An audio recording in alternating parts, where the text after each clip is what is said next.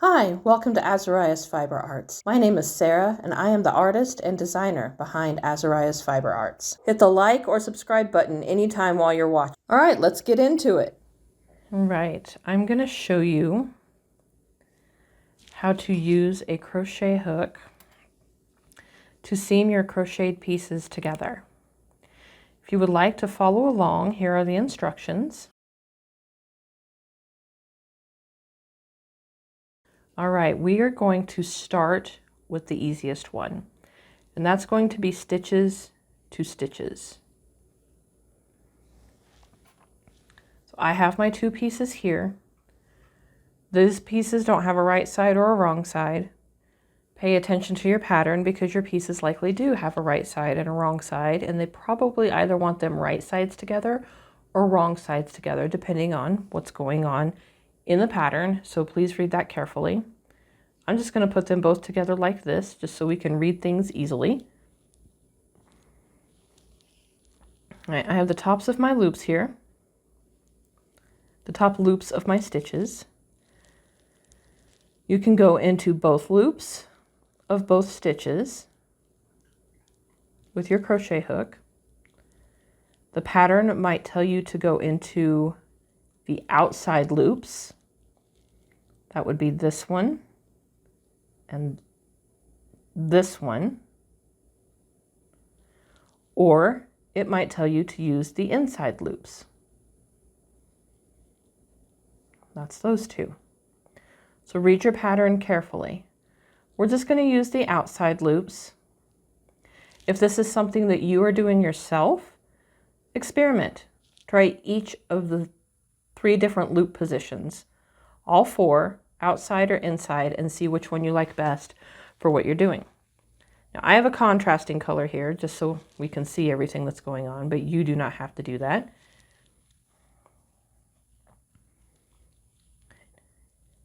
Yarn over, pull through both. Into the outside loops again, yarn over and pull through everything. It's like a slip stitch.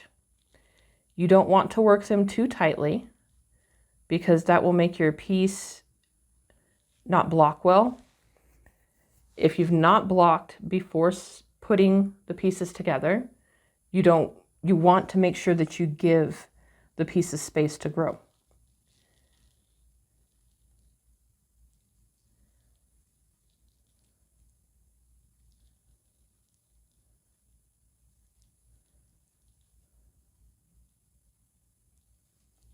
I'm just going to keep doing this all the way across.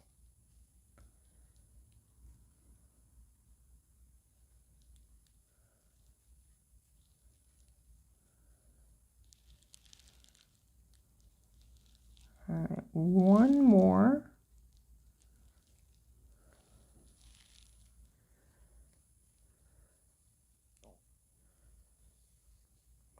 All right, at the very end, if you were going to finish off, you're going to want to chain your 1 or 2, however it is you do it. This is what it looks like on the inside.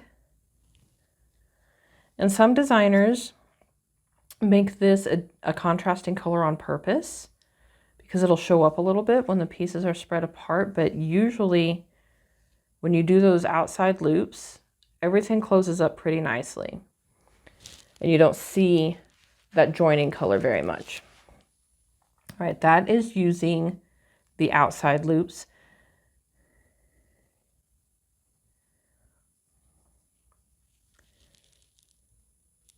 I'm only going to do a few of the inside loops. Same process. When you begin, leave a long enough tail to weave in.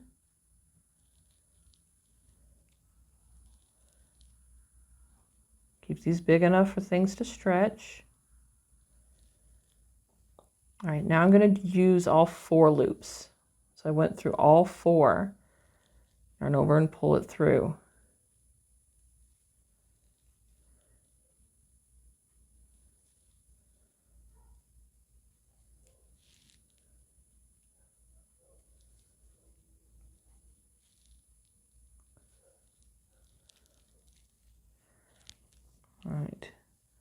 So this is inside loops. This is all 4 loops. This is what it looks like here. It lays a little different. You see these guys, they're kind of fighting each other a little bit. It's because of the ridge that was made here.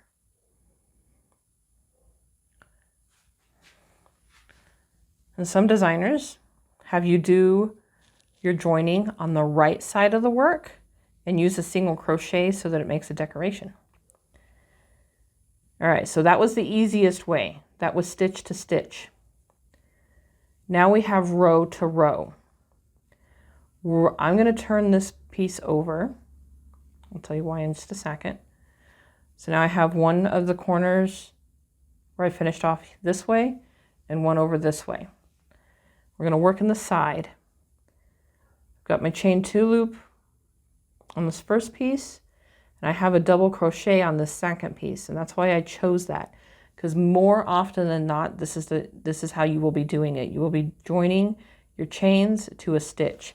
You're not very often going to get to use it this way, where it's a chain to a chain and a stitch to a stitch. Sometimes, but not very often. So I have double crochet rows, and I want to use like 2 stitches for each double crochet row.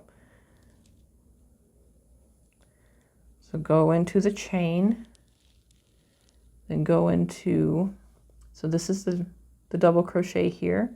I'm going into this loop.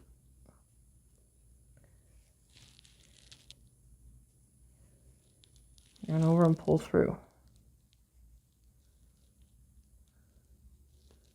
And keep splitting. Okay.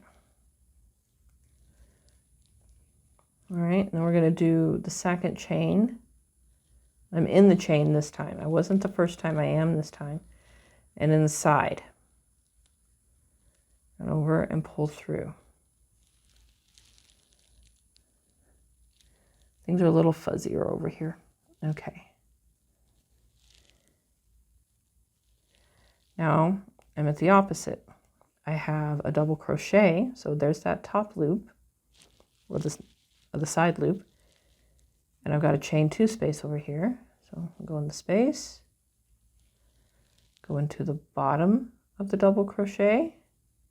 I like to pick up both those loops there, and the bottom of the chain.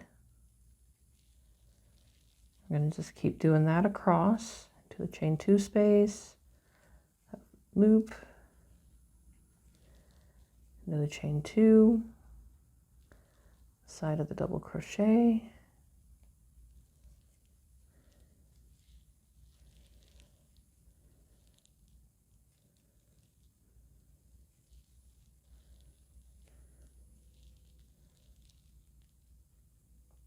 I prefer to use a crochet hook to join my pieces together. There is a way to use a tapestry needle, and I will show that in another video. If the video's been made, the link is in the description, so go check that out. All right, we're down here at the bottom.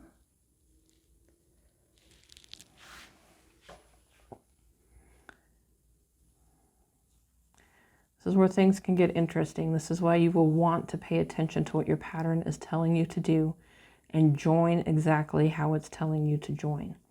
See, because I did the opposites together, this is all right side stitches. All right side, or wrong side. Right side, wrong side, right side. Whereas if I had them like this one piled up on top of it, they would be opposite. So and if I had a whole bunch of these little guys and put them together that way, it would be like a checkerboard. All right, I'm going to take this out and show you the final option, which is often the most difficult, and that is joining stitches to the ends of rows. All right, we've got our loops at the top of our stitches here. I'm going to do the ends of these rows that I hadn't already joined into. We have 10 stitches, 5 rows, looking to do 2 stitches per row. So it should come out okay. I'm in my first stitch. This one is a chain 2. I'm going to join through that chain 2 loop, pull it through, go into my second stitch and into the chain 2 here on the side. It's like I was doing before. To the stitch, find that loop on the double crochet, do the next stitch, find these 2 loops here on the double crochet, and I'm just going to keep going across like that.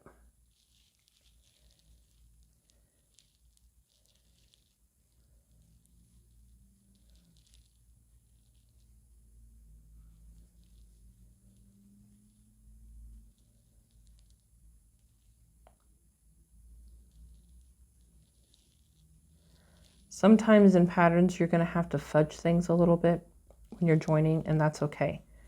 I like to count my stitches like I did with this one and my rows at the beginning and do some math. That way I know if I'm going to have a fudge factor a little bit, and in some rows I might have to work 3. I can plan ahead for that so that they don't all end up at the very end where I see that, oh, I have more fabric left than what I have to go. And that's what that looks like. So these rows run this direction and these rows run this direction. 3 different ways to join your crochet pieces with a hook. If this tutorial was helpful for you, please hit the like button. Be sure and subscribe so you don't miss anything. Thank you for watching. If you have more questions, you're welcome to leave a comment below or email me, Sarah@azariasfiberarts.com. Happy making!